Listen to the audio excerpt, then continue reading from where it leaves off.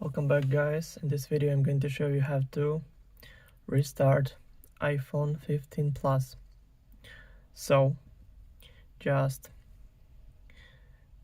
touch and keep pressing power button, then volume up button together. After that you'll see the menu and slide to power off. So just slide and iPhone will be powered off. Also, you can force restart. Just click volume up button, then volume down button, then keep pressing power button.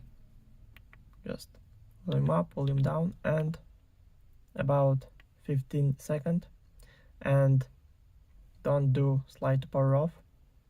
iPhone will restart by itself. So thank you for watching. Please like and subscribe for more. Bye.